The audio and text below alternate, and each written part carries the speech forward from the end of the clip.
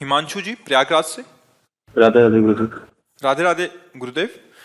महाराज श्री, मृत्यु एकमात्र सत्य है। पिछले कुछ महीनों से मुझे इसका चिंतन होता रहता नहीं, है कि मृत्यु मेरी सत्य मृत्यु नहीं कैसे है। होगी।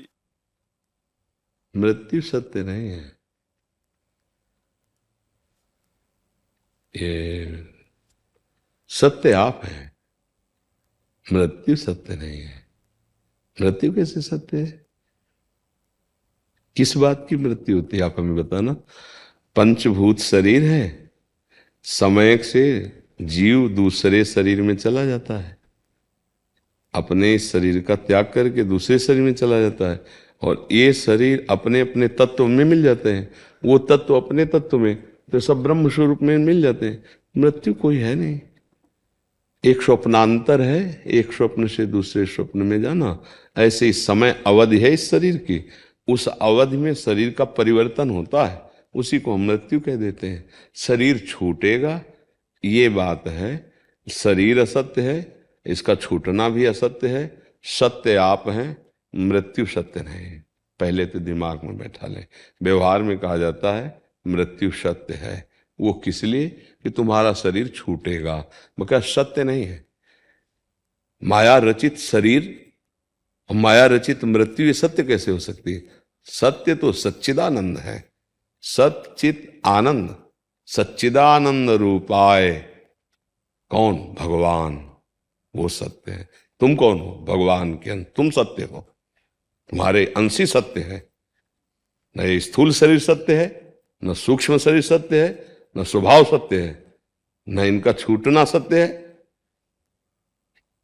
इनका छूटना भी सत्य नहीं, ये छूटे हुए ही है। जड़ चेतने ग्रंथि पड़ गई यद्यपि मृषा, मृषा माने झूठी। ये कभी आप हो ही नहीं सकते, शरीर आप कभी हो ही नहीं सकते, शरीर से आप कभी बंधे ही नहीं।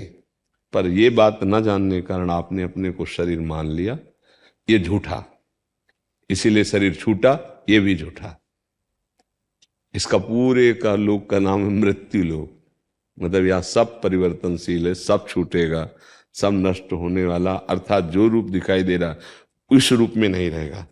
इसी को मृत्यु कह देते हैं। तो अब चूंकि हम भी कहते हैं कि ये बात समझ लो, मृत्यु का समय सत्य है, तुम्हारी मृत्यु होगी, तुम्हारा शरीर छूटेगा। पर आप जब प्रश्नकर्ता के रूप में आए तो इसके आगे की भी बात जान लीजिए। कहीं किसी की मृत्यु नहीं होती। कैसे? भगवान का अंश चैतन्य घन, उसकी मृत्यु होनी नहीं। पर पंचभूत मरते नहीं, आग आग में चली जाती, मिट्टी मिट्टी में चली जाती, वायु वायु में चली जाती, जल जल में। मरा कौन? केवल आकार बिगड़ गया, उसी को मृत्यु कहते हैं। और मृत्यु किसकी हुई? जल जल तत्व में चला गया, अग्नि अग्नि तत्व में, वायु वायु तत्व में, पृथ्वी पृथ्वी तत्व में चला, आकाश आकाश तत्व में चला गया। और जीवात्मा जो भगवान का अंश है, उसको तो कोई मार ही नहीं सकता है। क्यों? उसको कोई मार सकता है? तो मारा कौन? शिवाकार। तो यही बात मतलब अब चूंकि अध्यात्म के इस जगह प्रश्न हो रहा ना, नहीं तो हम एक शब्द में कह देते हाँ बिल्कुल मृत्यु सत्य, लेकिन सत्य नहीं। आप खुद अनुभव करके बताओ सत्य क्या? सत्य है श्री भगवान, और उनकी प्राप्ति के लिए हमें ये देह मिला है। अगर आप भजन ना करेंगे तो एक समय में ये शरीर छूट जाएगा, भजन कर लेंगे तो आपका काम बन जाएगा, शरीर तो छूट ही जाएगा। ये एक सरकारी जैसे गाड़ी बंगला नहीं मिलते सरकारी आदमी को, तो उसमें आराम से रहता है, पर वो अपना नहीं मानता है। उसको पता है कभी भी ट्रांसफर आ सकता है, और जहां जाएंगे वह नया गाड़ी नया बंगला मिलेगा। ऐसे ये जहां शरीर कर्मानुसार जाएगा, फिर पुनरपि जननम पुनरपि मरणम पुनरपि जननी जठरे शयनम। ये बात समझो, तो मृत्यु को कोई डर नहीं है, क्योंकि किसी की मृत्यु नहीं होनी है। पंचभूत पंचभूत में मिल जाएंगे, मुझे कोई मार सकता नहीं, मैं भगवान का अंश हूं। पर इतना ज्ञान ना होने के कारण, जैसे स्वप्न में कोई चाकू से गला काटे तो यद्यपि खरोंच भी नहीं होगी, पर गला कटता है, पीड़ा होती है, भय होता है। अब उस भय को मिटाने के लिए कोई भी तंत्र मंत्र जादू टोना बल विक्रम काम नहीं करेगा। केवल उसको जगा दो, खत्म सब कुछ। क्यों? जो सपने सिर काटे कोई, और बिनु जागे दुख दूर न हो। कोई उपाय कर लो आप, बस एक ही उपाय जगा दो, ऐसे ही ज्ञान हो जाए तो न भैया किसी की मृत्यु थी, न मृत्यु है, न मृत्यु रहेगी। शरीर को मैं मान करके हम दुख सुख मृत्यु आदि को भोग रहे, ना होने पर भी। जैसे वो स्वप्न में कुछ नहीं था, ये जगने पर पता चला, लेकिन स्वप्न में तो बहुत चमकीली चाकू थी, काटने वाला बड़ा बलवान था, मुझे काट रहा था, पक्का काट रहा था। ये कब पता चला झूठा? जब जगे। ऐसे जब ब्रह्मबोध हो या भगवान से प्रेम, तब जे जाने जग जाए हेराई, जागे जथा स्वपन भ्रम जाई। कोई मृत्यु नहीं, कोई दुख नहीं है, और सब दुख है, सब भय है। देखो ना स्वप्न में कभी अच्छे स्वप्न आते हैं, कभी दुखद स्वप्न आते हैं, है एक भी सत्य नहीं। स्वप्न में ढेर सारे भोग सामग्रियां होती, जब जगे तो कुछ नहीं। ये शरीर कैसे सत्य हो सकता है? जो अभी 1 घंटा पहले जागृत था तो मैं ये था, और जब सो गया तो इसका भान ही नहीं रहा, इसकी सत्ता ही नहीं रही। स्वप्न के शरीर में हम विचरण कर रहे, स्वप्न के समय पता था क्या कि स्थूल शरीर सैया पे पड़ा है? ये सब झूठा, ये सब झूठा। न ये सत्य, न वो सत्य, न स्वप्न सत्य, न जागृत सत्य। तो सत्य क्या है? बोले सच्चिदानंद भगवान, जो त्रिकाल सत्य है। अगर हम मृत्यु सत्य मान लेंगे तो फिर भयभीत हो जाएंगे। भयभीत हो जाएंगे तो पता नहीं सकारात्मक भाव आए या नकारात्मक भाव आए, दोनों बात हो सकती है। सकारात्मक भाव आएगा तो भगवान की तरफ भगोगे, नकारात्मक भाव आएगा तो अश्रद्धा हो सकती है, फिर डिप्रेशन में पहुंच सकते हो। तो क्या भाव था आपका ये कहने का कि मृत्यु सत्य है? महाराज जी, प्रश्न तो पूरा ये था कि मतलब अब मुझे ऐसा लगने लगा है कि मतलब मैं सोचता हूँ कभी कभी कि मृत्यु कैसी होगी। तो मैं कभी कभी जैसे कि सोचता हूँ कि भगवान भी मिलेंगे शायद, लेकिन कभी कभी मन में ऐसी चीज आती कि इतने पाप आचरण किए हैं कि पता नहीं मिलेंगे कि नहीं मिलेंगे। उसके बारे में कैसी होगी मृत्यु, सोच के बड़ा अच्छा भी लगता है कि भगवान सर पे खड़े हैं, हाथ फेर रहे हैं कि चलो। कभी कभी ऐसा दिन में भी लगता है कि सोच बैठा हूँ गाड़ी में, सोचने लगता हूँ कि गोद में लेके जाएंगे। फिर कभी कभी ऐसा लगता है कि इतने पाप किए हैं, ये सब तो कभी नहीं मिलेगा। नहीं, नेगेटिव तो हम आपको कहा नहीं। अगर मृत्यु को सत्य मानोगे तो 2 भाव आएंगे। देखो आप कबूल कर लिए ला, स्वीकार किए ला, 2 भाव आएंगे, या तो पॉजिटिव और या निगेटिव। तो देखो दोनों भाव आए ना। नहीं, अगर हम सकारात्मक और नकारात्मक दोनों भाव में सम आना सीख जाए, समता भगवान का स्वरूप है। यही अध्यात्म यही सिखाता है। अध्यात्म सम सिखाता है। सुख दुखे समय कृत्वा लाभा लाभौ जया जया, द्वंद्वैर विमुक्ता सुख दुख संगई। परम पद में आरूढ़ होने के लिए एक मार्ग है अध्यात्म, इस पर चलो। भगवान आए ना आए, हम उनकी स्मृति को नहीं छोड़ने वाले। पाप हो गए तो क्या हम पापी हो गए? क्या हमारा कपड़ा गंदा हो गया तो क्या हम गंदे हो गए? क्या? बहुत ध्यान रख। आप जीवन भर शराब पीते रहे और आज से आप शराब छोड़ देते हैं तो आपको कोई शराबी नहीं कहेगा, और आज से आप पवित्र हो जाएंगे। जीवन भर गंदा कपड़ा हुआ, एक बार अच्छा से डाल करके सर्फ और धो के फैला दिया, साफ हो गया। हम गंदगी को क्यों चिंतन करें कि हमने बहुत पाप किए? हो गया गलती, और उसको साफ करो ना। इतने बढ़िया बढ़िया डिटर्जेंट है कि सब साफ हो जाए। है भगवान का नाम संकीर्तनम यस्य सर्व पाप प्रणाशनम। कितना बढ़िया साबुन है। राधा राधा राधा राधा राधा राधा राधा राधा राधा राधा। कीर्तन कर रहे, नाम कीर्तन कर रहे भगवान। हम इधर का है सोचे कूड़ा कर एक भी पाप नहीं रह जाएगा। कितने अमोहितों का कितने डिटर्जेंट साफ करने। भगवान कहते सर्वधर्मान परित्यज्य मामेकम शरणम ब्रज अहम त्वाम सर्व पापेभ्यो मोक्षिष्यामि मा शुचः। मैं तुम्हें पवित्र करूंगा, मैं मोक्ष दिलाऊंगा, मैं पाप नष्ट। क्या यार परेशान हूं महाराज जी, हम फिर बार बार गंदा करते रहते हैं। बार बार कपड़े को गंदा करते। जब नाम चलेगा तो बार बार गंदा होने की प्रवृत्ति का नाश हो जाएगा। आज के सत्संग में था कि पाप नष्ट करने के तो बहुत से प्रायश्चित हैं, लेकिन वो पाप की जड़, पाप की प्रवृत्ति को नष्ट नहीं कर पाते। और भगवान का भजन पाप ही नहीं, पाप की प्रवृत्ति को नष्ट कर देगा। अगर हम नाम जप करते रहे तो बार बार जो हमारे अंदर पाप की स्फुरणा जहां से होती, जड़ से, जैसे बांस ऊपर से काट दो तो कई किनका जड़ में आ गए, और अगर जड़े उखाड़ के उल्टा करके रख दो, अब फिर क्या होने वाला है? तो जड़े उखड़ जाए पाप की, वो नाम से होगा। नाम जप, भगवान का नाम, ये खूब अनुभूत बात कह रहे, सिद्ध बात कह रहे। भगवान नाम जप करो, अच्छे आचरण करो, धीरे धीरे खुद अनुभव करने लगोगे आप कि मृत्यु की मृत्यु हो गई। मरने से सब जग डरा, मेरो मन आनंद, कब मरी हो कब भेटी हो, पूरन परमानंद। सब जग मरने से खाए कब शरीर छूटे, मैं अपने प्रभु के धाम जाऊं, वो ललचा रहा है। जैसे भारी बलवान हाथी के गले से मालती पुष्पों की माला टूट जाए, उसे पता भी नहीं चलेगा, ऐसे भक्त की मृत्यु होती है।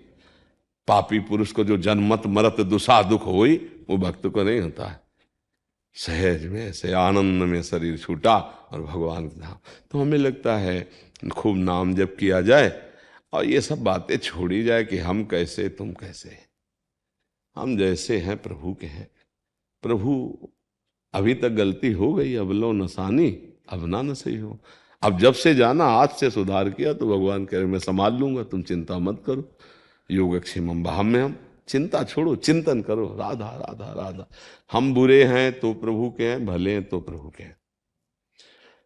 हो सकता है कि हम और बिगाड़ कर बैठे, लेकिन बहुत अच्छे अस्पताल में भर्ती हो गए हैं, अब हमें ठीक ही होना पड़ेगा।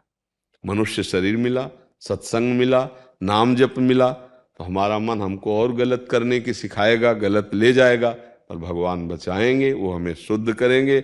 अगर वो हमें ना चलावें तो हमारी ताकत नहीं कि हम एक कदम चल पाए। तो हम उनकी तरफ देखें, अपनी तरफ काहे को देखें। छोड़ो अपना चिंतन, प्रभु का चिंतन करो, प्रभु का भरोसा, और खूब कर्तव्य कर्म करो, खूब मेहनत करो, धर्म कर्म करो। जन्म मिला है मनुष्य शरीर, खूब मेहनत के लिए मिला है, कायर बन के बैठने के लिए नहीं मिला। खूब मेहनत करो और नाम जप करो, और डरो मत। शरीर एक बार ही छूटेगा, 100-200 बार तो छूटना नहीं है। और शरीर छूटने में हमें डर इसलिए लगता है कि अब हमने इसको अपना मान लिया, इसी से हम सारे भोग भोगते, लगता है यही छूट गया तो हमारे पास रह क्या गया, अज्ञान के कारण। क्योंकि हमने इसी को अपना सुख का साधन बनाया है। इसी से पत्नी है, इसी से पुत्र है, इसी से रिश्ते, इसी से नाते, इसी से पद है, इसी से भोग सामग्री। अब वो जीवात्मा आसक्त हो चुका शरीर में। अब जहाँ है कि शरीर नष्ट, तो ये भारी दुख, क्योंकि उसको इस बात का दुख नहीं, सारे सुख छूट जाएंगे इस बात का दुख है। नहीं तो जो सारे सुखों का त्याग करके पहले से तैयार हो जाता है ना मृत्यु के लिए, उसका भय ही नहीं रह जाता। पहले से तैयार है, जब मन आवे तब बुला लो, हम आपके लिए तैयार हैं, कोई परेशानी नहीं। पर हम लोग फंसे, ये पुत्र पत्नी, ये अभी तो बड़ा काम है। अगर अभी कह दिया जाए कि भाई आप कौन चलेगा वैकुंठ, अभी चलो हमारे साथ, पर ये शरीर हम अभी तुम्हारा छुड़वाएंगे और चलो वैकुंठ, तो कोई नहीं तैयार होगा। कोई बहुत ही श्रद्धावान होगा तो कहेगा 1 महीना का टाइम तो दे ही दे, मतलब थोड़ा बैंक बैलेंस भरवा के सब करके, हाँ चलेंगे वैकुंठ, पर 1 महीना। बहुत श्रद्धावान होगा तब कहेगा, नहीं तो कहेगा महाराज ऐसे ठीक है, नाम वाम जप लेंगे, दान पुण्य कीर्तन, ये वैकुंठ वाली बात अभी ना करो, अभी तो बहुत है काम है हमें। और इसी बीच में मृत्यु आ जाती है और लेके चल देती है, और जीव कुछ संभाल नहीं पाता है। नाम जप करता रहे तो सब ठीक हो जाएगा। राधा राधा। वाणी जी, राधे राधे। राधे राधे महाराज जी। गुरु जी, अगर नाम जप के साथ कोई गलत विचार चलने लगे तो क्या करना चाहिए? और अगर कोई कुछ गलत नहीं विचार करना चाहिए। किसका प्रश्न? कुछ नहीं करना चाहिए, वो अपने आप नष्ट हो रहा है। जब हम नाम जप करते हैं, सैकड़ों बार ये चर्चा हो गई है कि नाम जप क्या करता है, प्रभु को पसंद है निर्मल मन, कहते हैं ना, निर्मल मन जन सो मोही पावा, मोही कपट छल छिद्र न भावा। अब जब हम नाम जप को शुरू करते हैं तो इस मन में सब भरे हुए गंदे संस्कार जन्म जन्मान, और वो निकलते हैं। तो साधक जो जानता नहीं ना, वो घबरा जाता है। जब से भजन शुरू किया गंदी सी गंदी बातें आती, पहले ऐसी नहीं आती थी, आ नहीं रही, जा रही, ये सब जा रहे। कुछ नहीं करना है, बस नाम जप करते रहो। वो गंदी बातें आए फेंकेगा, अच्छी बातें, ऐसा नहीं कि केवल गंदी फेंकेगा, जो जो उसमें है मैसेज, कुछ मित्र मैसेज हैं, कुछ शत्रु मैसेज हैं। अब दोनों बाहर निकलेंगे, सब डिलीट होगा, खाली होगा मन। निर्मल मन, खाली मन भगवदानंद का अनुभव करता है। अभी हमारा मलिन मन, भरा विषयों से मन है, अब वो खाली। तो अगर समझ नहीं पाओगे तो भजन से अरुचि हो जाएगी कि बहुत जलन होती है, बहुत परेशानी होती है, और यहां तक कि वो प्रभु में भी गंदी बात सोचवा देगा। डरना नहीं, तुमको पक्की बात करें, क्योंकि कई साधक, एक बार हम जा रहे थे तो रास्ते में एक साधक रोते हुए खड़े थे, तो उन्होंने ऐसे ऐसे किया कि रुक जाओ, तो उनके आंसू देख के लगा कि रुक जाना चाहिए, तो रुक गए। हमने क्या बात है, तो उनका ये बात हम किसी से कह नहीं सकते हो, केवल इसका निराकरण आप ही कर सकते हो। तो उनका बोले प्रभु के प्रति गंदी बात मन फेंक, तो अब हम इतना जल रहे हैं कि हमारे जैसा कोई पापी ही नहीं है। कि मतलब चलो संसार के प्रति गंदी बात तो अगर नहीं करनी चाहिए, पर प्रभु के प्रति गंदी भावना हमारी बन रही, उनकी प्रति गंदी सोच। तुम चिंता मत करो, चुप रहो, चुप, ये निकल रहा है, शांत हो जाओ, अब आगे चल के देखना, तुम शांत रहो। बोले नहीं, मैं तो बहुत पाप कर रहा हूं ना प्रभु के प्रति। तो उसको हमने समझाया, देखो तुम समझ नहीं पा रहे हो, ये जो मन है ये और कोई नहीं, भगवान ही है। इंद्रियाणाम मनश्चास्मि, भगवान है ना, तुम चिंता मत करो, तुम्हारा कुछ नहीं बिगड़ने वाला। बस तुम इतना सोचना, इसमें जो सोच आ रही है वो इसकी सब मलिनता है। वो गुरु पे गंदी बात सोचवा देगा, इष्ट पे गंदी बात सोचवा देगा। पक्का माना ना हमारी ये बात, तुम्हें डरना नहीं, घबराना नहीं। संसार के प्रति जो जो हमारी गंदी बातें हुई वो सब आएंगी, वो जो उससे में भरी हुई हैं, और वो निकल रही। तो निकलते हुए हम उनको देखें, ना बुरा माने ना अच्छा माने, वो सब खत्म हो जाएंगे। चिंता मत करो और नाम बढ़ाओ, अश्रद्धा मत करना। क्योंकि देखो ऐसे यहाँ कूड़ा नहीं दिखाई देता, लेकिन झाड़ू लगने लगे ना अभी तो आपको कूड़ा दिखाई देने। पूरी सोनी लगा लो, फूल झाड़ू, कहीं कूड़ा नहीं, पर पोछा लगाओगे, फिर पोछा देखोगे तो गंदा नजर आएगा। ऐसे ही अभी तुम्हारी झाड़ू नहीं लगी थी हृदय में तो कूड़ा नजर नहीं आ रहा था, अब नाम रूपी झाड़ू लगने लगी तो कूड़ा इकट्ठा होने लगा। बोले बड़ी गंदगी, वो तो है ही गंदगी। नाम जपते जपते जब आंसू आने लगे, अब धुलाई शुरू हो गई मन की। गदगद सुर नैना सजल, दंपति रस रहे भीन, सामने प्रिया प्रीतम का रूप है, आंखों से आंसू, रोमांच हो रहा। अब निर्मल हो गया। जब तक ये स्थिति ना आगे, यही मन जैसे भी गंदी सीने फेंकता है ना, आगे भागवतिक सीने फेंकने लगेगा। पहले निर्मल तो होने दो। पर लंबी यात्रा है, ये नहीं कि 4-6 दिन में देखें कि लीला आई कि नहीं, प्रभु आए कि नहीं, नहीं आए तो मतलब नाम काम नहीं कर रहा, ऐसा नहीं। अब जैसे असाध्य रोग है, अब पूरे जीवन डायलिसिस कराना है, पूरे जीवन दवा पानी, पूरे जीवन इसको भोगना है ना। तो भाव रोग तो कई जन्मों का है।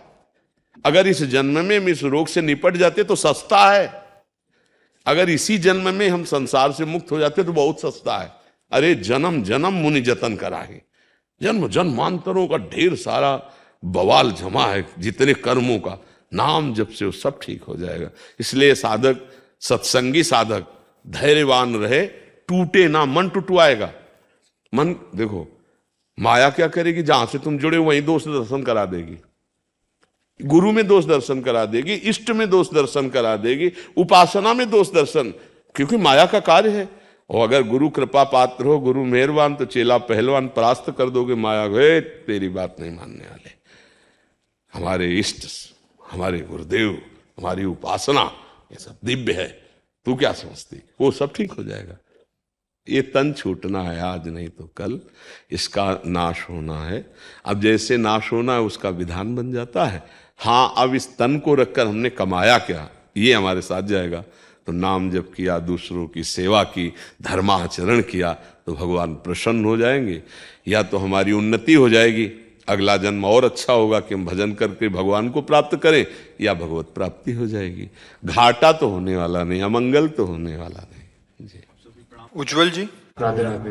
जी राधे राधे। महर्षि बाहरी दुनिया से कैसे प्रभावित ना हो, अपने आंतरिक विकास कैसे करें महाराज? देखो, आंतरिक विकास के लिए आंतरिक पावर चाहिए।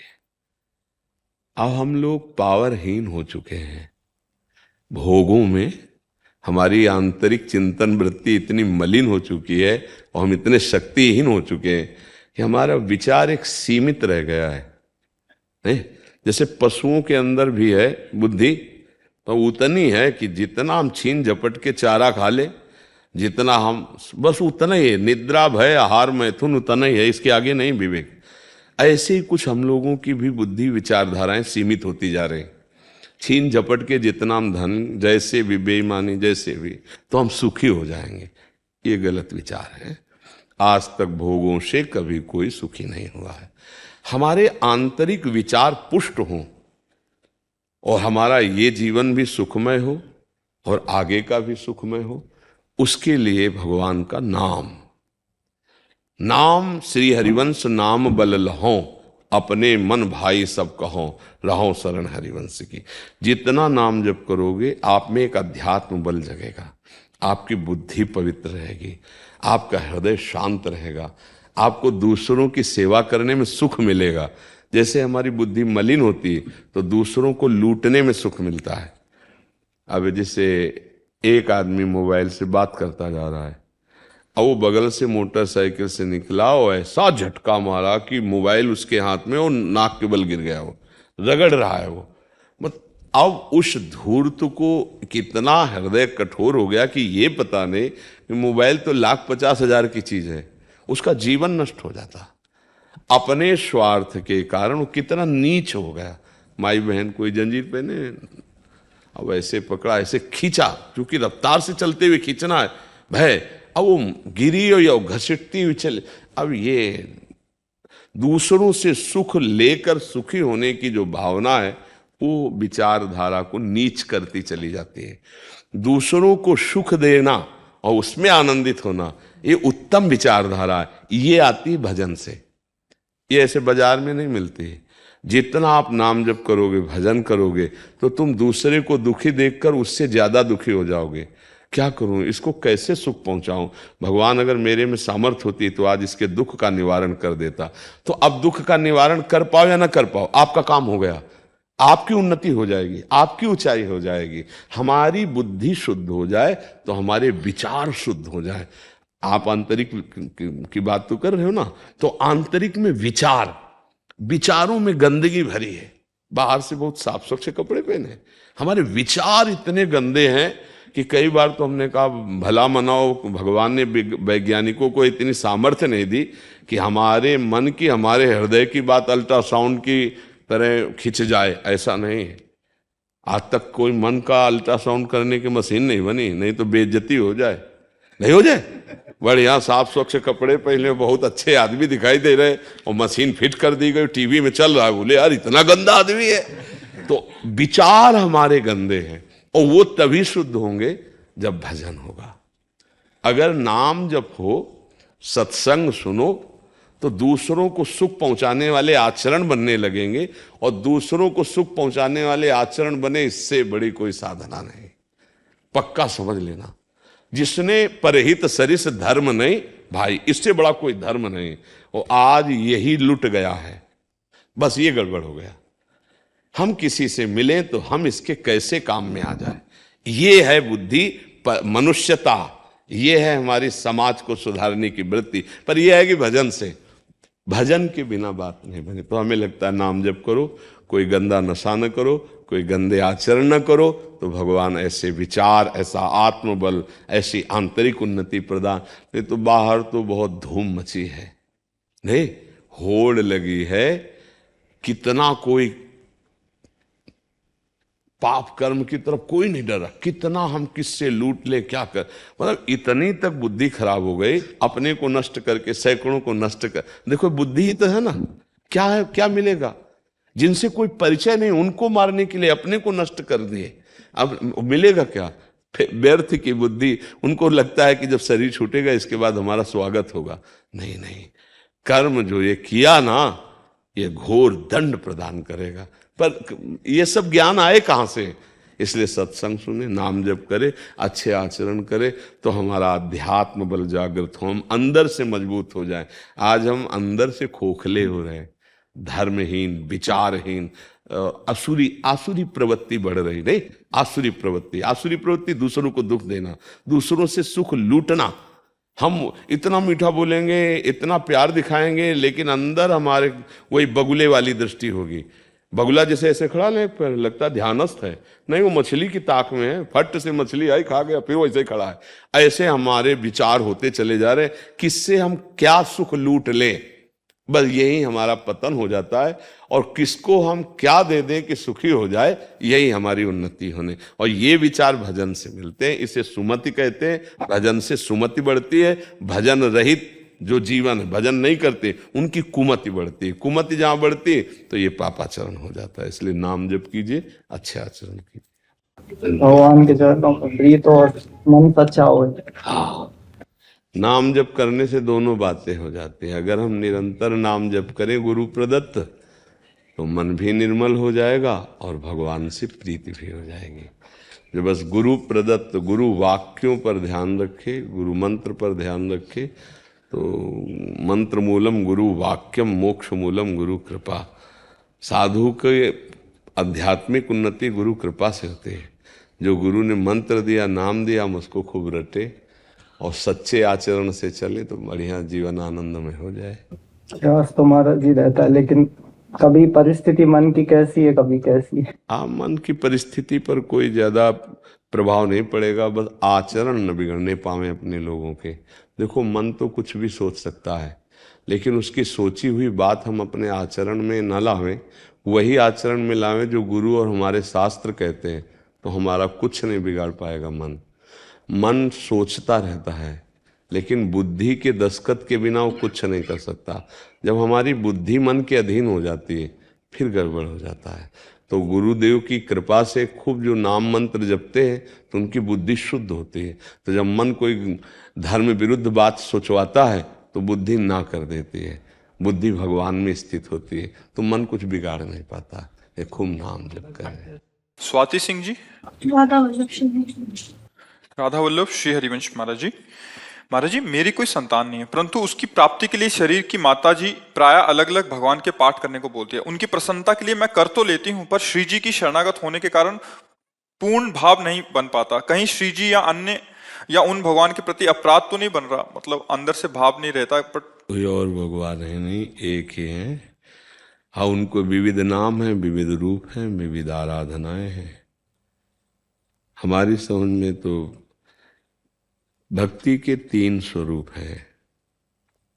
एक है वैधि, एक है गौड़ी और एक है अनुरागात्मिका। वैधि भक्ति में शास्त्र विधान के अनुसार भक्ति की जाती है। गौड़ी भक्ति में भगवान की किसी एक नाम रूप की प्रधानता, ऐश्वर्य महिमा, भगवान ऐसे, भगवान ऐसे। और अनुरागात्मिका भक्ति में मेरे लाडले, जैसे अपने वृंदावन की उपासना, बांके बिहारी लाल, राधा वल्लभ, यहाँ भगवान नहीं बोलेंगे, बांके बिहारी भगवान की जय, ऐसा नहीं बोला जाता। बांके बिहारी लाल की जय, राधा रमण लाल की जय, राधा वल्लभ लाल। इस अनुरागात्मिका भक्ति में फिर दूसरों न कोई, मेरे तो गिरधर गोपाल। इसमें सिद्धांत नहीं है कि हम किसी अन्य वासना या कामना की पूर्ति के लिए किसी और के आगे हाथ भी जोड़ दें। बने तो रघुबर ते बने, ये अनुरागात्मा। बने तो रघुबर ते बने, बिगड़े तो भरपूर, तुलसी औरन ते बने, ता बनिबे पे धूर। ये प्रेम लक्षणा भक्ति का। अब अगर यहाँ कोई जुड़ता है तो समझना चाहिए कि ये प्रेम लक्षणा भक्ति का गढ़ है, ये वृंदावन। अच्छा, संतान आदि या सुख आदि, जैसे ना चाहने पर दुख अपने आप आ जाता है, ऐसे ही अगर योग है संतान का, तो आप ना भी चाहो तो हो जाएगा। देखो ना, कितने ऐसे लोग हैं, खाने की व्यवस्था नहीं, चाहते भी नहीं कि संतान हो, पर कई संतान हो जाती, क्योंकि योग है। बहुत धन है, ऐश्वर्य है, वैभव है, पर योग नहीं है। पति पत्नी सुंदर हैं, सारी व्यवस्थाएं हैं, डॉक्टरी भी करवा चुके, सब व्यवस्था, पर योग नहीं है। तो योग ना होने पर फिर नहीं होगा। अब उसमें आप कोई पाठ करो, कोई ऐसा करो, कुछ ऐसा करो, फिर ना हो तो फिर आप उसमें भगवान पर अश्रद्धा करो, वो तुम्हारा अज्ञान होगा। अश्रद्धा से भगवान में कोई फर्क नहीं पड़ता है। श्रद्धा करोगे तो तुम्हारा मंगल हो जाएगा। अगर योग नहीं है तो कुछ भी किया जाए संतान नहीं हो सकती।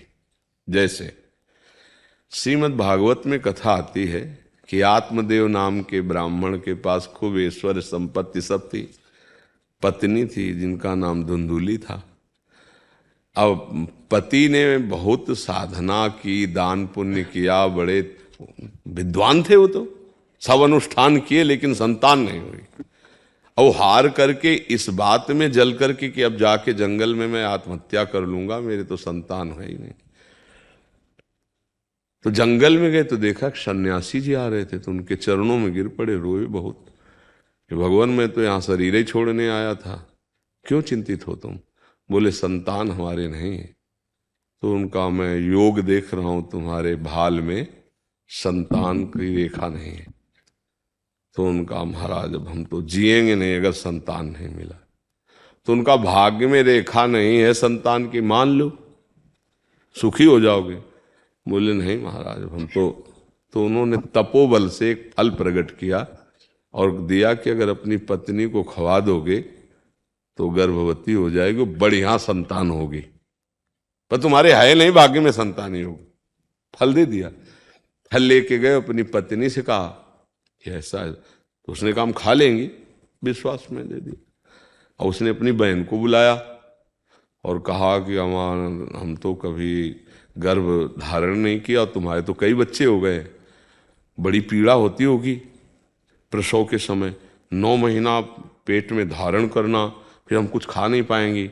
और कई तरह की कल्पना करके अपनी बहन से कहा कि तुम एक काम करो, तुम गर्भवती हो, मैं नाटक करूंगी गर्भवती का, और जहां संतान हो तो मुझे दे देना और मैं तुम्हें पैसा दे दूंगी, और तुम ये अपने पति को कह देना कि संतान मर गए। ऐसे और परीक्षा के लिए इस फल को हम गाय को खवा देते हैं। तो गाय को वो फल खवा दिया। अब वो समय से जब उनकी बहन के लड़का हुआ तो वैसे ही नाटक पूरा हुआ, पैसा उधर चला गया उधर। अब ये हुआ कि आत्मदेव ब्राह्मण के पुत्र हुआ, बड़ी खुशी हो गई। अब उसने अपने पति से कहा कि पूर्व में संतान ना होने के कारण मेरे वक्षा स्थल में दूध नहीं है, मेरी बहन के लड़का हुआ तो वो पधार गया, तो अगर उसको हम सेवा के लिए बुला लें तो बढ़िया रहेगा। तो बुला लिया, वो बढ़िया बात बन गई, क्योंकि बहन थी। वो इधर समय आने पर गाय के पुत्र हुआ, तो कान भर गाय के, बड़ा ही तेजस्वी, क्योंकि ऋषि का फल। अब देखो भाग्य में पुत्र नहीं है तो नहीं हुआ ना, और आत्मदेव को लग रहा है कि मेरे पुत्र हो गया। अब वो दुराचारी इतना बाल्यावस्था से खेलते हुए बालकों को कुएं में डाल दे, और जब जवान हुआ तो फिर पिटाई शुरू की अपने माँ की और पिता की, सबकी। और मार मार के एक बार तो इतना माँ को मारा कि वो प्राण त्यागने के लिए कुएं में गिरी और मर गए। बड़ा अत्याचार। वो तब गोकर्ण जी से, वो बड़े शांत और शास्त्र ज्ञानी, आत्मदेव जी ने प्रार्थना, बेटा मेरा कल्याण कैसे होगा, मैं तो फंस गया पुत्र मोह में, और ये धूर्त ऐसा पुत्र पैदा हुआ। तो उनका पिताजी, भगवान का आश्रय लो, लोक धर्म का त्याग करो, संतों की समाज में बैठो तो तुम्हें पता चलेगा जीवन का लाभ क्या है। धर्मम भजस्व सततम त्यज लोक धर्मान, सेवन सदा साधु पुरुषं जहि काम तृष्णाम, अन्यस्य दोष गुण चिंतन मास मुक्त्वा, सेवा कथा रसमोह नितराम पिबत तुम। ये उपदेश किया। वो गए और भगवान का चिंतन करते हुए उनका, अब ये घोर पापाचारी पाप करके फिर वैश्याओं के संग उनके प्रभाव से मरा भूत बना। तो उसी के लिए गोकर्ण जी ने भागवत की कथा कराई। तो नहीं हुआ ना पुत्र, सब पूरा नाटक रच दिया गया, लेकिन नहीं हुआ उनसे, क्योंकि भाग्य में नहीं था।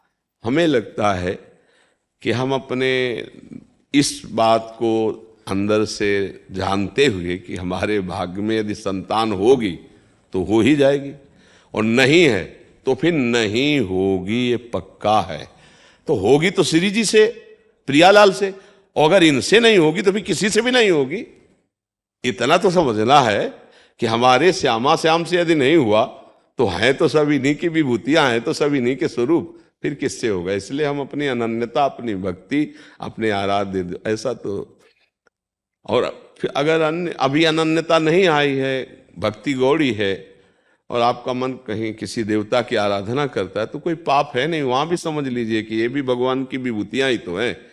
पर हमें लगता है यदि प्रभु श्री कृष्ण से, प्रियाजू से नहीं बना तो किससे बनने वाला है?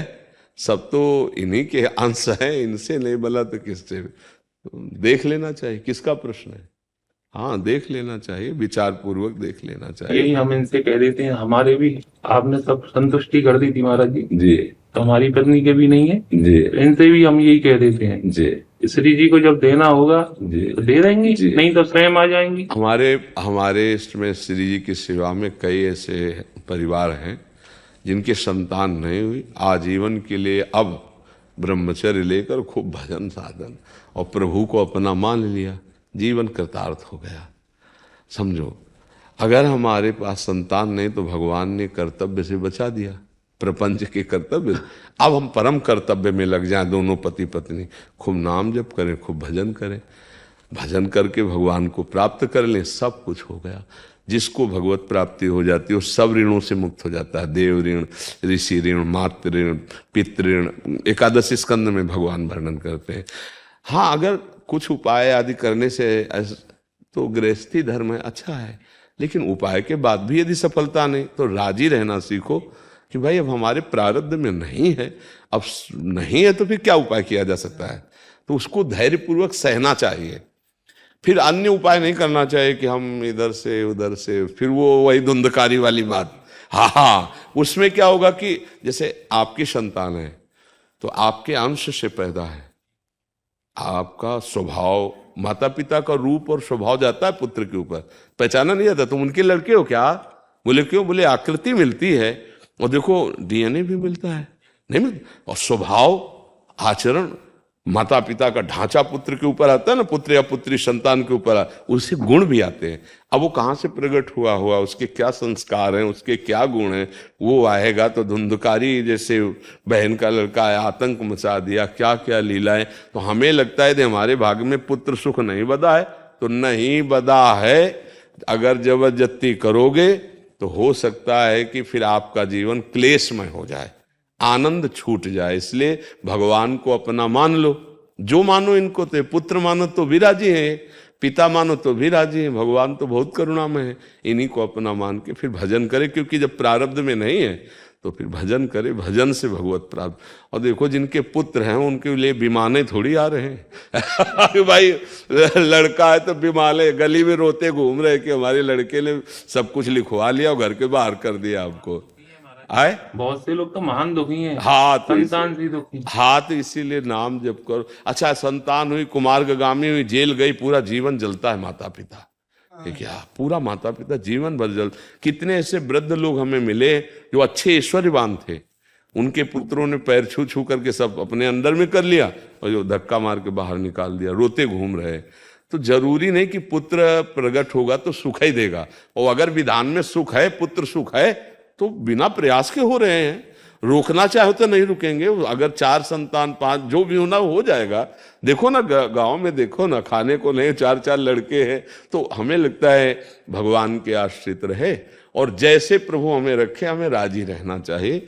इधर उधर ज्यादा परेशान नहीं होना चाहिए, नहीं उसमें धोखा भी हो सकता है, जीवन अशांत भी हो सकता है। अन्नू और अमर जी ऑस्ट्रेलिया से। राधे राधे महाराज जी, आपके चरणों में कोटि कोटि प्रणाम। महाराज जी, गुरु मंत्र देने का अधिकारी कौन है? गुरुदेव जिसको परिपक्व करके आदेश कर दिए वही दे सकता है, दूसरे की सामर्थ्य थोड़ी देने की। जब तक गुरु तत्व में स्थिति, गुरु का मतलब जानते हो, जब गुरु अपने किसी शिष्य को इस कार्य को सौंपते हैं तो आप उस शरीर चाहे सबकी ना, वो अपने समान उसे बनाकर फिर जगत मंगल में उतार देते हैं कि अब आप मंत्र दीजिए, आप ऐसे। तो द्वंद्वैर विमुक्ता, जो सुख दुख संगई, जो सुख दुख को समान समझता हुआ, समस्त द्वंद्वों पर विजय प्राप्त किए हुए, स्वयं भागवतिक स्वरूप में स्थित, तभी तो होगा, तभी उसी के द्वारा तो गुरु मंत्र प्रकाशित होगा जाके। और सच्ची बात यह है कि जब हमको कहीं से भी नाम मिले तो नाम सच्चिदानंद में नाम ले ले और खूब नाम जप करे, तब हम जान पाएंगे गुरु को, नहीं बाहरी लक्षणों से नहीं जान पाएंगे। बाहरी तो पांच भौतिक रूप दिखाई देगा, बाहरी हो सकता है आपको दोष दर्शन होने लगे, क्योंकि चश्मा जैसा लगेगा वैसे तो देख पाएंगे। देखो, मन सबके अंदर है, लेकिन मन का निरीक्षण परीक्षण साधक कर पाता, संसारी थोड़ी कर पाते हैं। बुद्धि सबके अंदर है, लेकिन बुद्धि सच्चिदानंद के विषय में, शास्त्र के विषय में चिंतन करने की शक्ति खो दी विषयों के चिंतन में। सबके हृदय में भगवान है, पर भगवान का अनुभव करने के लिए जो चाहिए वो है क्या? तो फिर जिन संतों को भगवत प्राप्ति हो चुकी उनकी स्थिति को तुम कैसे जान सकते हो? शास्त्र की जो सिद्धावस्था है वो भगवान के समान है। ब्रह्मविद ब्रह्मैव भवति, जानत तुम्हें तुम्हें हो जाए। तो जो अब नाम दिए, मंत्र दिए, उसको जपो तो जान जाओगे कि गुरु की स्थिति कहां है। वस्तुतः जैसे हम कई बार कहा होगा एकांतिक में, अगर आपने सुना हो कि हम तो पोस्टमैन हैं। पोस्टमैन का काम जानते हो? इधर की चिट्ठी उधर पहुंचा देना, उधर की चिट्ठी इधर पहुंचा देना, उधर का मनी ऑर्डर इधर दे देना, इधर के दस्तखत करा के उधर बता देना। तो सदगुरु हैं हमारी श्री जी, किशोरी जी, लाल जी। वो पोस्ट गुरुदेव के द्वारा इधर हुआ, अब आप आए और कहे हमें दे दो, तो हम समझा कि श्री जी ने आपको भेजा है। श्री राधिका कृपा बिनु सबके मन अगम, श्री जी ने भेजा। वृंदावन आए, श्री जी ने बुलाया, हमारे सामने आए, श्री जी ने बुलाया। आपकी मांग हुई कि मुझे मंत्र दे दो, मुझे नाम दे दो। भैया उनकी वस्तु है, आपको उन्होंने भेजा है, ये ले लो। और फिर आपकी शरणागति, आपका भाव, श्री जी ये जीव आपकी शरण में है। गुरु कौन हुआ? श्री जी। अभी हमने बताया था कि अगर गुरु गुरु गुरु गुरु तो कहां पहुंच जाओगे? पहुंच जाओगे ना। वो ही सबके गुरु हैं। अब तो प्रगट में कौन हमारे सामने है? बंदो गुरुपद कंज, कृपा सिंधु नर रूप हरि। ये आपके भाव बनाने हैं। हमारा भाव बन जाता है तो पत्थर से भगवान प्रकट हो जाते हैं, और भाव न बने तो दुर्योधन के सामने भगवान है, पर भगवान को भी भगवान नहीं मान रहा है। तो खास बात है कि विद्यार्थी टीचर को नहीं जान सकता, टीचर का परीक्षण नहीं कर सकता। हां, टीचर के कथनानुसार चले तो एक दिन वो भी टीचर बन जाएगा, तब जान पाएगा कि मेरा टीचर किस कोटि का है। अब अभी तो प्राकृतिक बुद्धि, प्राकृतिक नेत्र तो हम कैसे समझ पाएंगे कि गुरुदेव की क्या स्थिति है, संत की क्या स्थिति है? तो हम मान करके संख्या फिर सवाल हल कर लेते हैं। मानी संख्या गुरुदेव साक्षात परब्रह्म, गुरुर ब्रह्मा गुरुर विष्णु गुरुदेव महेश्वरा, गुरु साक्षात परब्रह्म। मानी संख्या गुरु साक्षात परब्रह्म। अब जो उन्होंने बताया, देखो सवाल हल हो जाएगा। मानने से, ऐसे पत्थर का टुकड़ा दे दिया है तुम्हारे भगवान है, तो उनको भगवान का साक्षात्कार हो गया।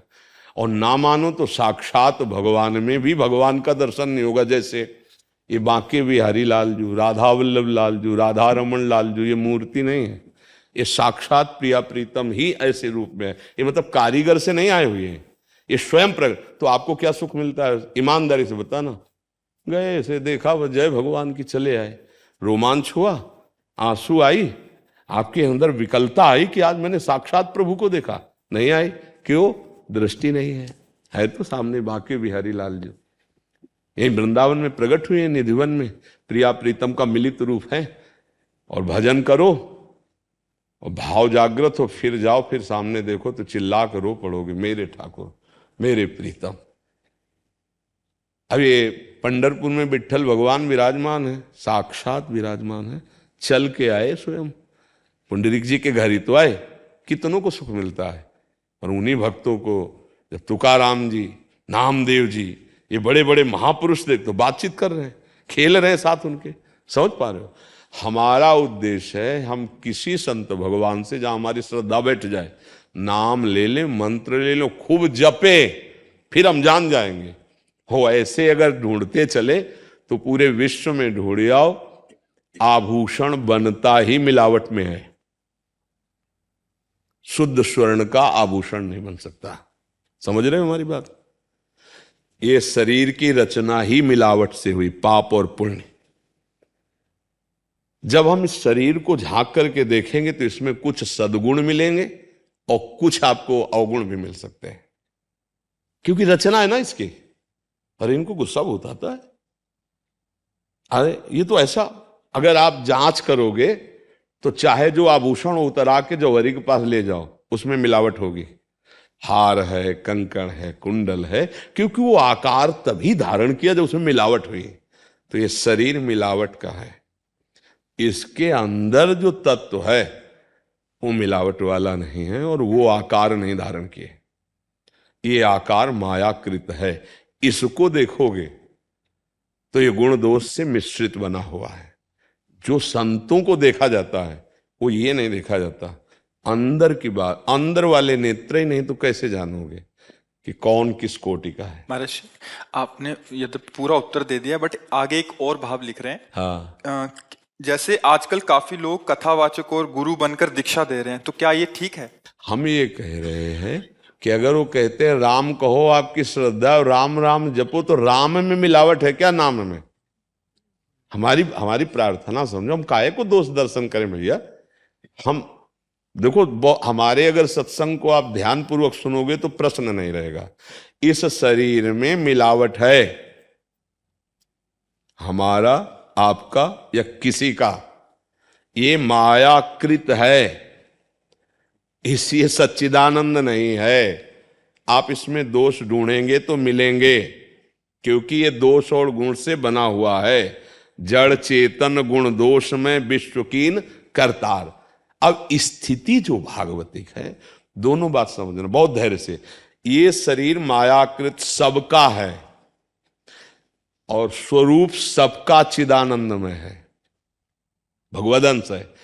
अब जो स्वरूप को भूलकर इस शरीर में आसक्त है, वो हमको कैसे शरीर राग से हटा पाएगा, क्योंकि खुद शरीर में आसक्त है।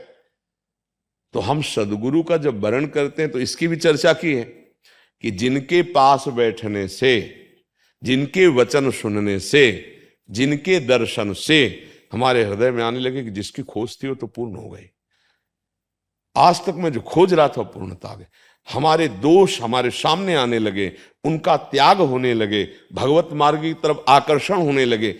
ये बाहरी कुछ ऐसे लक्षण हैं जिनके दर्शन से हमारे हृदय में भगवत प्रीति उदय होने लगे, नाम जपने की भावना होने लगे, तो हमें स्वीकार कर लेना।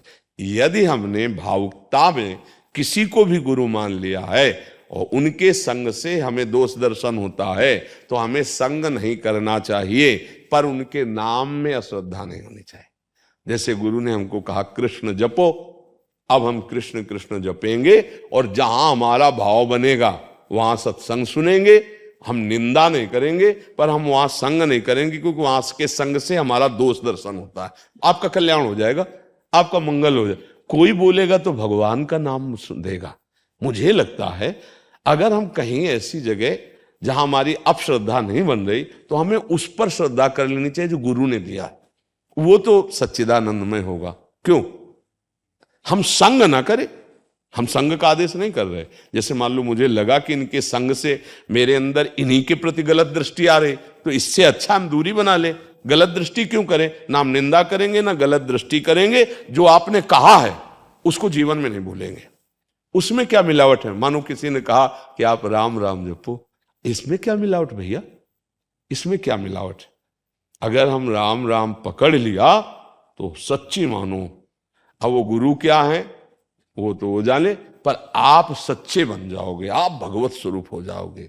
एक उड़िया बाबा के उपदेश में उदाहरण है गुरु निष्ठा का।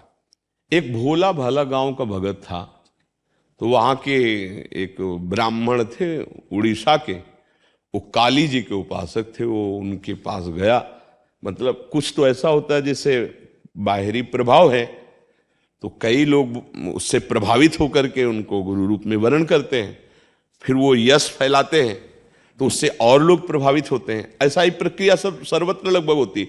तो ऐसे वो भोला आदमी गया और वो शाम के टाइम शराब पीते थे, क्योंकि कुछ लोग जो नहीं जानते हैं सिद्धांत को, वो लोग जैसे बकरा की बलि देना, मदिरा पीना, ऐसा वो मानते हैं कि ये उपासना, पर ये आसुरी प्रवृत्ति है, इससे मां प्रसन्न नहीं होती, पक्की बात है। अब वो करते थे ऐसा, अब वो भूला भाला गया तो नशे में बैठे थे, प्रणाम किया और कहा गुरुजी हम आपको गुरु मानते, आप हमें मंत्र दे दो। तो उन्होंने अशुद्ध मंत्र शराब के नशे में उच्चारण करके दिया। मदिरा पिए थे, अशुद्ध था मंत्र। अब वो सरल हृदय जो उपदेश किया वो पकड़ा, मेरे गुरुदेव साष्टांग प्रणाम किया और रोज उनका जो नमन पूजन छवि रखकर करता, मंत्र अशुद्ध मंत्र। 1 वर्ष हुआ, उसकी श्रद्धा, उसकी पवित्रता, उसका भाव देखकर आद्याशक्ति भद्रकाली प्रकट हो गई और कहा बेटा तेरा गुरु ढोंगी है। अंबा ने कहा वो शराब पिए था जब मंत्र दिए था और तेरा मंत्र अशुद्ध है। तो उन्होंने कहा मां ये शब्द हम नहीं सुन सकते, अभी 1 वर्ष ही हुआ और गुरु प्रदत्त मंत्र और प्रताप से आप मुझे साक्षात्कार कर दे, मेरे गुरु कैसे ढोंगी हो सकते हैं? निष्ठा देखिए। और कहा मां मंत्र अगर अशुद्ध होता तो आप कैसे जागृत हो जाती, आप कैसे दर्शन दे देती? मां ने कहा बेटा तुम्हारी एक गुरु निष्ठा देखकर मैं बहुत प्रसन्न हुई, आज से जो तुम मंत्र जपते हो ना इसी से मैं सिद्ध होऊंगी। उड़िया बाबा ने कहा कि ऐसी गुरु निष्ठा कि देवी जी ने कहा इसी अशुद्ध मंत्र से अगर सिद्ध होंगी तो इसी अशुद्ध मंत्र से मैं साक्षात्कार दूंगी। मैं इतना प्रसन्न हो गई आप पे। हमें लगता है यदि हम जो मंत्र मिला, जो नाम मिला, हम उसको पकड़ लें और शास्त्र स्वाध्याय करें और जहां हमारी श्रद्धा बैठती हो ऐसे संतों का संग करें तो क्या भगवत प्राप्ति में संशय है? महाराज जी इसमें 2 प्रश्न है जी। हमने मंत्र ले लिया जी। बाद में हमारी श्रद्धा नहीं बन रही उस कोटि जी। की, बट बाद में किसी संत भगवान के हम सत्संग सुने, उनमें अपार श्रद्धा हो गई, तो क्या हम वहां जाके गुरु दीक्षा ले सकते हैं? मत ले, वही नाम जप करो, नाम तो भगवान का वही है। हाँ अब वो जो बोल रहे हैं नाम, अगर ऐसी भावना आने लगी कि अब इस नाम को ले, इस नाम को जपे तो बात अलग है, पर अश्रद्धा करके नाम में नहीं। हमारी बात समझना, जो भी नाम मिला है वो एक ही परब्रह्म परमात्म तत्व का जो गुरुदेव देंगे वही उन्हीं की लीलाएं हैं। तो ऐसा भाव कि अब रसास्वादन के लिए, दोष दर्शन नहीं, पर अब रसास्वादन के लिए मुझे इधर प्रियता बढ़ रही, इसलिए मैं अब ये नाम और ये गुरुदेव का भाव स्वीकार करता हूं। हम नाम और उपासना पर दोष दर्शन करके ना त्याग करें, नहीं यहां भी निष्ठा नहीं हो पाएगी। रसास्वादन, रसास्वादन और दोष दर्शन के, अब ऐसे गुरु से नाम मिला क्या सिद्ध हो? नाम पर अश्रद्धा नहीं, गुरु क्या लीला करते हैं वो जाने, लेकिन जो नाम दिया वो तो शुद्ध सच्चिदानंदमय है, इस पर अश्रद्धा नहीं। अब हमारा भाव बन रहा है, जैसे हम पहले संन्यास मार्ग के उपासक थे और हमको पूज्य भाई जी से, हनुमान प्रसाद पोद्दार जी की कृपा से प्रेम भक्ति की तरफ आकर्षण हुआ और महादेव विश्वनाथ जी की कृपा से ये रास विलास वृंदावन का प्राप्त हुआ। तो हम ये थोड़ी कि उन गुरु को छोड़ दिया, वो भेष छोड़ दिया, वो उपासना छोड़ दी कोई दोष दर्शन करके, नहीं नहीं, रसास्वादन के लिए क्रम से हमको यहाँ पहुंचाया गया। तो वो रसास्वादन एक ही गुरु हैं, जब जब जैसा भाव रस का आया वो गुरुदेव रूप धर करके हमको पकड़ते गए, आगे खींचते गए। अब गायत्री मंत्र पहला, क्योंकि जैसे ब्रह्म ऋषि कुल में जन्म हुआ तो बाल्यावस्था में ही यज्ञोपैत संस्कार गायत्री मंत्र मिलता है ना, तो पहले गुरु गायत्री, फिर इसके बाद जो शरणागति हुई तो पंचाक्षरी मंत्र, द्वादशाक्षर मंत्र, फिर महावाक्य, फिर संन्यास मार्ग, फिर आके, तो अगर ऐसे देखे तो दत्तात्रेय जी वाली बात आ जाएगी ना, ये 24 गुरु है। तो एक ही गुरुदेव अवस्थागत हमको ऐसे लाते गए। हम ऐसा भाव करें, दोष दर्शन न करें, और ये रसास्वादन के लिए ही ये व्यवस्था है। कभी दास्य भाव से सख्य भाव, वात्सल्य भाव, कांता भाव, सहचरी भाव, भाव रस की प्राप्ति के लिए आगे बढ़ता चला गया। वो गुरुदेव ही रूप बदल करके आए और हमको उपदेश देते चले गए। उसमें दोष दर्शन नहीं, उसमें ऊंच नीच की भावना नहीं, तो सही मार्ग चलते चले जाएंगे। महाराज जी एक और प्रश्न है, कल हमसे बाहर किसी ने किया था, एक जो सत्संगी है उसको पता है कि उपासना पद्धति के अनुसार इष्ट देव का मंत्र लेना चाहिए, बट कुछ ऐसे जने हैं जिनको इतना ज्ञान नहीं है, गुरु बनाना है, कृष्ण में प्रीति है, ठाकुर जी में प्रीति है, बट राम मंत्र मिल गया, बाद में पता लगा राम मंत्र दे दिया गुरुजी ने तो। इतनी जानकारी तो उपासक को करनी चाहिए। नहीं नहीं, इसमें सावधानी रखनी चाहिए कि हम जिसको गुरु बना रहे हैं वो किस उपासना के हैं, इनका क्या उपासना का क्षेत्र है, मेरी मांग क्या है, फिर गड़बड़ हो जाएगा। या तो एकदम कोरा कागज बन करके कि आप लिख दो इसमें जो लिखना है, वही बात है। और यदि कि मेरे हृदय में प्रीति ये है तो या तो अपनी बात रख दे और या उनकी बात सुन ले, दोनों पहली बात समझे। अगर अपने मन में कुछ और चल रहा है, वहां से कुछ और मिला, तो श्रद्धा नहीं हो पाएगी। इसलिए अपनी बात पहले रख दे कि मुझे राम रूप में प्रीति है महाराज, और हमारा गुरु भाव आप पे है, तो मेरी राम प्रीति बढ़े ऐसा मुझे मंत्र चाहिए, मेरी ऐसी उपासना हो जिससे राम प्रीति बढ़े। खुल के बात करनी चाहिए। गुरु बनाने का मतलब क्या है, हम अपनी हृदय खोलकर उनके सामने रख दें तो वो भी अपने हृदय की बात रख देंगे। अगर वो ऐसे मंत्रदाता हैं तो दे देंगे, नहीं तो कहेंगे आप किसी राम उपासक के पास जाओ और उसकी फिर शरणागति स्वीकार करो। ऐसे तो बड़ा विक्षेप हो जाएगा। इसका भी समाधान दे दीजिए। अगर उनको राम मंत्र मिल गया बट अभी कृष्ण चरणों में प्रीति बढ़ रही है और पहले से भाव उनके प्रति है। जी, तुलसीदास जी के गुरु भाई थे नंददास जी, गुरु भाई ही थे। और वो जब ब्रज वृंदावन में आए तो सारंग धनवा प्रभु के सेवक बंसी वाले ने लूट लिया उनके चित्त को। अब लुट गए तो लुट गए, तो वल्लभाचार्य जी के शिष्य हुए नंददास जी। अष्टछाप कवियों में जब गोस्वामी जी तुलसीदास जी को पता लगा तो उन्होंने कहा कि हमारे राम जी में क्या कमी थी जो आपने छोड़ करके। वल्लभाचार्य जी पुष्टि मार्गी सखा भाव से राम जी को भजने लगे। नंददास जी बड़े महापुरुष हुए हैं। तो नंददास जी ने कहा कमी की बात नहीं है, उस मुरली मनोहर ने ऐसी बंसी बजाई कि अब चित्त ही चुरा लिया, तो हम क्या कहें। बात यहां ऐसी है, अब चित्त लट्टू हो गया उनके। अब ये नहीं ज्ञान ध्यान की है, तो वही अब वही धनुष धारण किए, वही मुरली धारण किए। फिर जब तो उन्होंने कहा देखो हमारे गुरुजी ने नाम रखा था नंददास, अब नंद नंदन ने अपहरण कर लिया तो कर लिया। गोस्वामी जी के सगे गुरु भाई थे नंददास जी। तो ये प्रीति का विषय है, प्रेम का विषय है। तो इसलिए हमें लगता है कि पहली बात तो सहसा किसी को गुरु बनाओ मत, बहुत सत्संग करो, सोच समझ के अपनी भावना, क्योंकि ये जीवन भर का खेल है। मान लो अश्रद्धा हो जाए, निंदा स्तुति हो जाए तो बात, बहुत समय तक सत्संग करो, मिलते जुलते रहो, भावनाएं समझो, आचरण देखो, चरित्र देखो। वैसे पता तो चल जाता है, इतना तो पता चल जाता है, क्यों नहीं पता चल जाता। हाव भाव उठना बैठना अगर 10-5 बार मिलो तो आपको पता तो चल ही जाएगा, नहीं पता चल जाएगा कि पता तो चलता है, आंखें तो है ही हैं, ऐसा तो नहीं। क्यों, अब ये है कि आप आपकी स्थिति अगर वो ऐसा ही है तो आप वैसे राजी हो जाओगे, और अगर आप सच्चे साधक हो तो फिर भगवान आपको फंसने नहीं देंगे। ये तो हम बात बचपन से हम इसी मार्ग में हैं।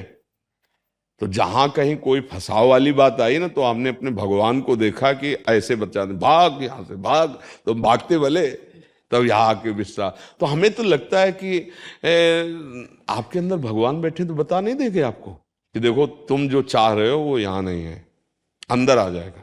इसलिए हम कह रहे हैं कि अगर भगवान को साक्षी बनाओगे, उनको पहले गुरु मानो। जैसे कभी किसी ने प्रश्न किया कि हम गुरु किनको माने, तो उनका पहले भगवान को मानो, वही गुरु हैं। और उनसे कहो कि प्रगट में जहां मेरे गुरुदेव के रूप में आप हो, मुझे घसीट लो या आ जाओ, वो मिला देंगे, वैसे मिला देंगे, वैसे चला देंगे। और जब आप भगवान को साक्षी करके देखोगे तो आपको पता चल जाएगा कि यहाँ ठीक नहीं है, वो अंदर प्रेरणा आ जाएगी। माता पिता जैसे जो नाम जपते हैं और उनको गुरु मान के अगर वो स्वयं नाम को लगे जपने, तो नाम तो कहीं से भी मिल जाए। हाँ, नाम तो कहीं से मिल जाए, उसमें सही गलत का क्या है। खूब नाम जप करो, नाम आगे कहाँ पहुंचाना पहुंचा देगा, नाम पहुंचा दे। हम नाम के आशिक हैं। जो भी भगवत नाम है उनमें अपार सामर्थ्य। नाम के प्रति कभी कहां से मिला है हमको खास बात नहीं, नाम मिला है, उस नाम को पकड़ लो, बस काम हो जाएगा। लक्ष्य प्राप्ति, बस भगवत प्राप्ति। वो आगे खुद नाम करा देगा। खूब नाम जप करो, नाम जप करो, नाम पकड़ लो। इसीलिए हम पहला उत्तर दिया था, जो मिलेगा वो बहुत सच्चिदानंद होगा नाम, उस नाम को पकड़ लो। नाम बहुत सोच समझकर भगवान को साक्षी बनाकर गुरुदेव का वर्ण करे। अगर फिर भी श्रद्धा ना बैठे तो खूब नाम जो उन्होंने दिया है जप करे और दूरी बना ले तो मंगल हो जाएगा।